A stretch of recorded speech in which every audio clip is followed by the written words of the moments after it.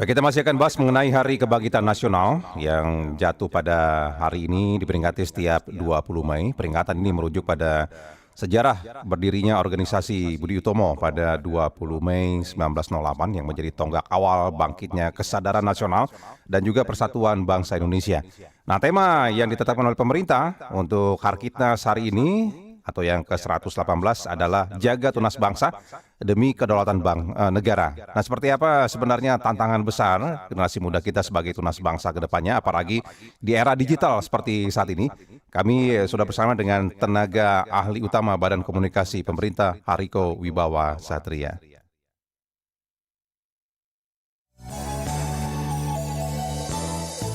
Wawancara Pro 3. Pak Hariko, selamat pagi, Pak. Selamat pagi, Pak Pagi. Zaini. Selamat pagi yang saya hormati pemirsa RRI. Ya, Pak Salam Riko, mungkin hormat. kalau berkaitan dengan tema menjaga tunas bangsa demi kedaulatan negara, ini kan tidak bisa juga dilepaskan dari kemajuan era digital seperti saat ini ya, Pak Hariko ya. Menurut Pak Ya, Riko, apa sih tantangan besar generasi muda kita di era seperti saat ini, Pak? ya, terima kasih Pak Zaini. Jadi, selamat Hari Kebangkitan Nasional 20 Mei 2026. Presiden kita, Bapak Prabowo Subianto, pernah mengatakan 10 sampai 20 tahun lagi kita akan melihat hasil dari fondasi yang dibangun hari ini. Ya, Nah, ini baru 18 bulan pemerintahan Prabowo Gibran, namun banyak hal yang sudah dilakukan. Di antaranya, untuk pertama kalinya dalam sejarah Indonesia, seluruh warga negara tanpa terkecuali itu berhak mendapatkan cek kesehatan gratis. ya, Jadi setiap tahun itu berhak mendapatkan cek kesehatan gratis. Nah, di tahun 2025 kemarin itu 70 juta orang dapat cek kesehatan gratis. Ini belum pernah terjadi dalam sejarah pemeriksaan kesehatan preventif di Indonesia. ya. Jadi ini betul-betul belum pernah terjadi dalam sejarah kita. Dan di tahun 2026 ini targetnya 136 juta orang itu akan mendapatkan cek kesehatan gratis. Ini terkait juga dengan pembangunan sumber daya manusia kita, Ya. seperti yang disampaikan oleh Pak Zaini tadi. Kemudian yang kedua, untuk pertama kalinya dalam sejarah Indonesia, mulai 28 Maret 2026 kemarin, anak-anak Indonesia yang berusia di bawah 16 tahun ini dibatasi aksesnya dari media sosial Ya. dan platform digital berbahaya lainnya. Kemudian yang ketiga, untuk pertama kalinya dalam sejarah, pemerintah membuat aturan agar makanan minuman cepat saji itu mencantumkan level nutrisi. Jadi ada A, B, C, D. Nah, kalau D itu artinya kadar gula, garam, dan lemaknya harus kita waspadai.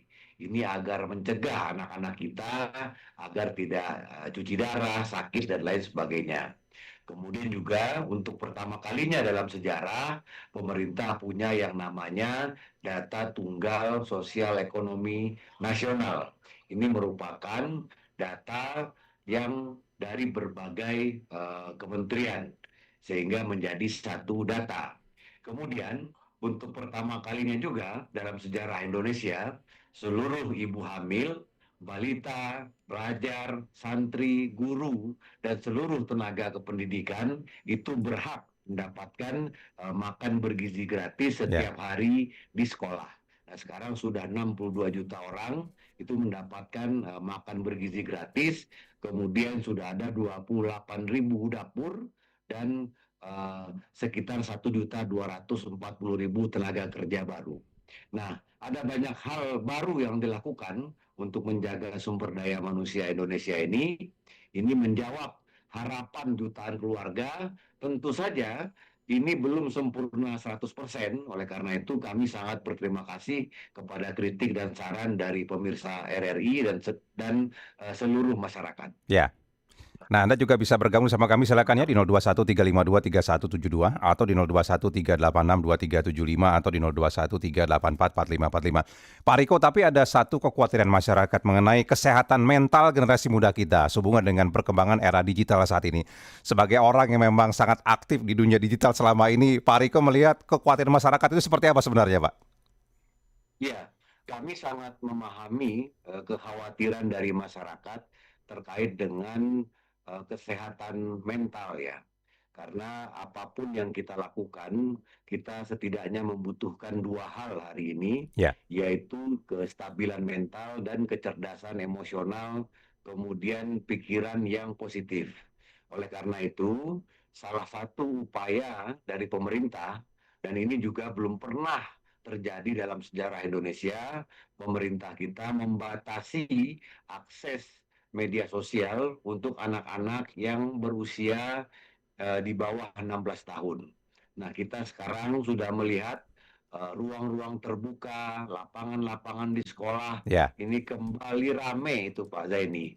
Jadi dulu ketika jam istirahat mungkin mereka sibuk dengan HP-nya, dengan ponselnya. Sekarang ruang-ruang terbuka sudah mulai ramai dan mulai ada interaksi. Dan ini penting sekali karena kita ini ada kurang lebih 1.340 suku bangsa. ya. Interaksi-interaksi seperti ini penting sehingga antar suku, agama, ras, dan golongan terus terjadi interaksi dan ini akan menjaga Indonesia akan tetap damai. Bukan hanya kestabilan mental secara individu, Ya. tetapi juga akan memunculkan kestabilan nasional. Ya, silakan ya Anda bisa bersama kami juga memberikan komentar. Saya masih bersama dengan tenaga ahli utama Badan Komunikasi Pemerintah Hariko Wibawa Satria. Pak Riko, edukasinya untuk regulasinya kan kita sudah ada PP Tunas begitu ya. Tapi kan perlu juga Ya, dimasifkan soal literasinya kepada generasi muda kita. Nah, program literasinya seperti apa ini Pak Riko sekarang ini, Pak? ya, literasi terus berjalan dan juga berbasis kepada hal-hal yang sudah terjadi. Ya, Jadi pada kasus-kasus yang sudah terjadi itu sangat penting mengajarkan kepada anak-anak kita apa yang terjadi di belahan dunia lainnya sehingga tidak terjadi di Indonesia. Karena sudah banyak sekali bukti disinformasi, fitnah dan kebencian itu menyebabkan kerusuhan di berbagai negara. Oleh karena itu kita harus lebih berhati-hati. Nah, termasuk seperti yang saya sampaikan tadi, itu ada program cek kesehatan gratis dan salah satunya adalah screening tentang kejiwaan gitu ya, loh. Ada banyak cerita Pak Zaini terkait dengan cek kesehatan gratis ini. Jadi Pak Zaini, ada cerita dari seorang ibu, nama ibu ini Ibu Nurhayati. ya, Jadi usianya sekitar 57 tahun. Nah, dia ingin membuktikan benar nggak sih cek kesehatan ini betul-betul gratis. Karena yang dia tahu, screening kesehatan itu bayar bahkan jutaan ya. ya, Jadi Ibu Nurhayati ini adalah seseorang yang berisiko atau berpotensi terkena penyakit kanker payudara. ya, Nah, ternyata benar saat cek kesehatan gratis, setelah berbagai pengecekan, Ibu Nurhayati ini juga diajarkan tentang cara pemeriksaan payudara mandiri, dijelaskan pencegahannya, dijelaskan pola hidup dan pola makan yang benar, dan memang terbukti cek kesehatan itu betul-betul gratis. Nah, ini lewat RRI, Pak Zaini, ya, izinkan kami juga menyampaikan bahwa bukan hanya cek kesehatannya yang gratis, tapi pencegahan dan penanganannya pun gratis. Nah, tapi ini ada catatannya, ya, seperti yang sudah dijelaskan oleh Menteri Kesehatan. Gratisnya ini pada 15 hari pertama untuk seluruh masyarakat Indonesia. Sekali lagi, untuk seluruh masyarakat Indonesia yang berjumlah 284 juta. Nah, setelah 15 hari itu, masyarakat yang memiliki BPJS itu tetap gratis. ya, Tapi kalau masyarakatnya tidak memiliki BPJS, maka dia harus bayar. Oleh karena itu, dengan hormat kami mengajak Ibu dan Bapak semua, ayo segera aktifkan BPJS-nya, stop merokok, stop beli makanan yang diolah berlebihan, gunakan uangnya untuk mengaktifkan BPJS. Ya, Nah, Presiden kita, Bapak Prabowo Subianto, sedang berjuang agar seluruh masyarakat Indonesia ini sehat badannya, sehat mentalnya. Dan sekali lagi, belum pernah terjadi dalam sejarah Indonesia ya, ada pemeriksaan kesehatan preventif atau cek kesehatan gratis yang jumlah penerima manfaatnya 70 juta orang seperti di tahun 2025 dan targetnya 136 juta orang di tahun 2026. Dan kami juga menyampaikan kepada seluruh masyarakat dengan ya, hormat, mari kita download aplikasi Satu Sehat. ya. Nah, Pak Hariko, kalau kita kembali ke komposisi anak muda kita sekarang ini ya, dari total penduduk Indonesia Ya, saja kan ada 24,93%. Ini dari Gen Z saja ini, Pak Hariko ya. Belum generasi yang di bawahnya begitu yang menjadi harapan kita di 2045 mendatang begitu. Nah, ini kan tidak hanya harus pemerintah yang bekerja keras begitu, Pak Hariko. Perlu juga partisipasi dari lembaga pendidikan, keluarga, bahkan lingkungan begitu ya. Nah, itu bagaimana pemerintah kemudian mengkoordinasikan semua potensi bangsa ini agar memang lebih lebih aware lah kepada pemuda kita agar mereka bisa dijaga, punya karakter dan juga punya jati diri bangsa untuk masa depan mereka ke depannya nanti. Itu seperti apa tuh Pak Riko? iya. Kami sangat berterima kasih kepada seluruh anak-anak muda, seluruh masyarakat yang telah ikut ya meningkatkan kapasitas kita, kapasitas masyarakat, Ya, kemudian menjadikan media sosial lebih sehat. Dan hari ini kita banyak melihat ya konten-konten dari anak muda yang mengingatkan tentang bahaya makanan olahan, yang mengingatkan tentang bahaya gula, garam yang berlebihan. Karena Pak Zaini kita sama-sama melihat ya banyak sekali anak-anak yang cuci darah ya, dan budaya-budaya yang tidak sehat gitu. Dan menurut data memang eh, hampir 100%. Angka presisinya 96,7% ya, orang Indonesia itu kurang makan sayur dan buah. Dan banyak edukasi-edukasi yang dibuat oleh uh, anak-anak muda kita. Dan termasuk anak-anak muda juga meluruskan banyak berita-berita negatif. ya, Nah, terkait dengan dunia digital tadi, jadi perlu kami sampaikan juga, karena ini merupakan hal yang sering jadi pertanyaan di kepala kita, mengapa berita negatif tentang pemerintah jauh lebih cepat viral dibandingkan dengan deretan ya, kinerja positifnya. Jadi, jawabannya bisa kita refleksikan pada diri kita masing-masing. Jadi setelah sekian lama kita hidup dan berbuat baik, berada di jalan yang lurus, ya, seringkali ketika ada satu fitnah yang menerpa kita, justru fitnah itulah yang akan langsung menjadi sorotan utama. ya, Nah, mengapa bisa begitu? Jadi secara ilmiah itu memang ada dua alasannya lebih kurang. Yang pertama, menurut para pakar, otak manusia itu memang ada kecenderungan untuk merespon informasi negatif ya, secara lebih reaktif. Kemudian yang kedua, sistem algoritma media sosial kita saat ya, ini memang secara aktif ya menangkap respon tersebut dan melipat gandakan sebarannya.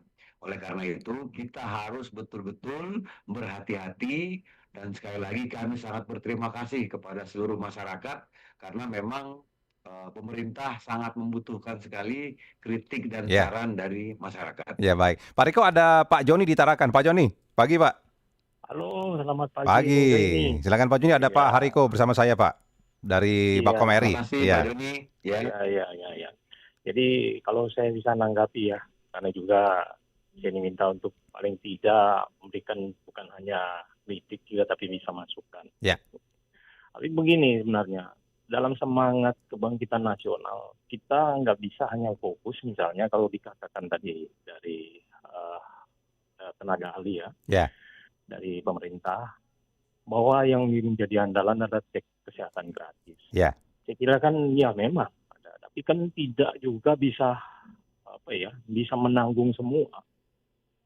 Lalu sudah juga ada misalnya BPJS kan begitu.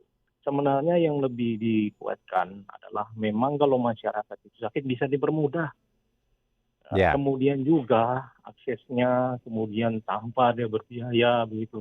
Sebenarnya itu saja yang keinginan masyarakat. Apalagi di tengah ekonomi yang sedang morat-marit sekarang ini, serba sulit. ya, Jadi kalau masyarakat awam saja membeli sekarang ini apa saja ya, terutama kebutuhan pokok ini sudah naik. Ini bagaimana masyarakat bisa bangkit? Nah, terutama seperti itu. Apalagi kalau dikatakan untuk generasi ya. Kalau dikaitkan dengan cek kesehatan gratis, tapi fokusnya ini kemana? ya, Kita ini lebih kepada orang yang sudah produktif. Jadi bukan pada anak-anak. Mungkin kita hanya meninggalkan, jangan sampai meninggalkan juga ekonomi, ekonomi yang semakin berat ke depannya. ya, Apalagi memang di tengah ini kita berpengaruh juga dengan apa yang terjadi di dunia saat ini. Apalagi yang terjadi di Timur Tengah saat ini. Nah ini sebenarnya menyikapinya Indonesia tidak lagi kita dari pemerintah, terutama ya DPR seluruhnya, tidak lagi memberikan terlalu banyak beban. ya, Sekarang ini sungguh sangat hati-hati.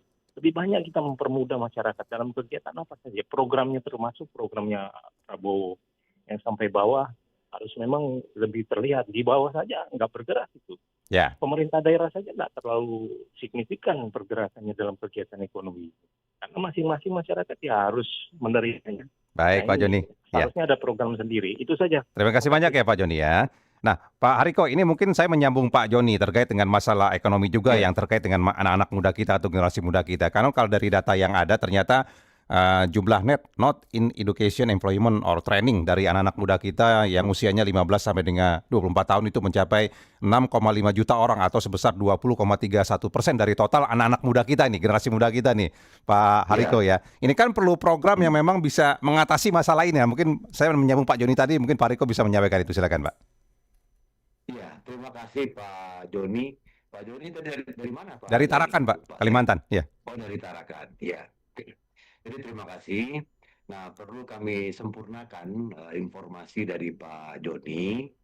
Jadi cek kesehatan gratis ini untuk seluruh masyarakat Indonesia tanpa terkecuali. Ya. Jadi biasanya cek kesehatan gratis itu biayanya antara 650.000 sampai 1 juta lebih. Nah, sekarang gratis untuk seluruh masyarakat Indonesia. Ya, termasuk anak-anak Gratis. sekolah ya, Pak Hariko ya. Termasuk anak sekolah. Ya. Jadi siapapun ini gratis. Sekali lagi kami sampaikan, ini memang belum sempurna 100%, Ya. tapi akan terus disempurnakan. Kenapa demikian? Karena setiap hari itu lebih dari 2.000 ya. Lebih dari 2.000 orang Indonesia itu meninggal dunia karena penyakit kardiovaskular dan TBC. Ya. Jadi lebih dari 2.000 orang. Makanya kita sering kan di grup WA, ada yang meninggal dan lain sebagainya. Ini untuk preventif. Upaya pencegahan untuk begitu ya, pencegahannya, Pak Hariko ya. upaya Oke. pencegahannya. Nah, sekali lagi kami sampaikan, bukan hanya cek kesehatannya yang gratis, tapi pencegahannya dan penanganannya pun gratis. Ya. Gitu. Nah, ini kan sudah dijelaskan sama Menteri Kesehatan. Ya. Gratisnya ini pada 15 hari pertama untuk seluruh masyarakat Indonesia. Setelah itu bisa menggunakan BPJS. Ini BPJS, penting ya. sekali karena sekali lagi ini belum pernah terjadi dalam sejarah Indonesia. Ini betul-betul kita kesehatan ini sangat penting karena Oke. kalau masyarakat sakit kan sekali lagi ini membutuhkan keuangan dan lain sebagainya. Ya. Kemudian juga sekarang ada peningkatan kapasitas rumah sakit. Ya. Ini baru 18 bulan Pak Prabowo jadi presiden, itu lebih kurang sudah 21 rumah sakit yang ditingkatkan kapasitasnya. Ya. Kemudian juga ada tunjangan 30 juta lebih untuk para dokter spesialis dan para dokter subspesialis itu yang mengabdi di daerah yang terluar, kepulauan, yang terdepan, itu ada upaya seperti itu. Jadi ini memang komprehensif. Ya. Nah tadi Pak Hariko, yang terkait dengan masalah ekonomi anak muda, yang tadi juga saya sempat sampaikan datanya, Pak Hariko, apa upaya pemerintah untuk itu? Iya, pemerintah ada program magang ya untuk anak-anak fresh graduate, dan ini memang bukan hanya magang, tetapi itu juga ada gajinya, Ya. ada honornya. Jadi tidak hanya sekadar magang. Kemudian kalau kita perhatikan hari ini anak-anak muda kita sudah mulai direkrut untuk program koperasi desa kelurahan Merah Putih. Ya. Dan kalau kita lihat dari 27.000 dapur makan bergizi gratis hari ini, itu kepala dapur, akuntan, ahli gizinya, itu juga banyak anak-anak muda. Banyak program-program lain untuk anak muda lintas kementerian, bahkan juga dari Kementerian Perlindungan Pekerja Migran itu juga mendorong agar Ya. anak-anak muda berani ke luar negeri bekerja, mencari pengalaman dan lain sebagainya. Ya. Karena memang ini eranya sangat terbuka, ini eranya anak muda, dan fondasi-fondasi seperti ini yang sangat ditekankan oleh Presiden Prabowo, terutama bagaimana membangun gaya hidup yang maju dan modern. Ya. Gitu loh. Jadi gaya hidup yang maju dan modern itu seperti apa?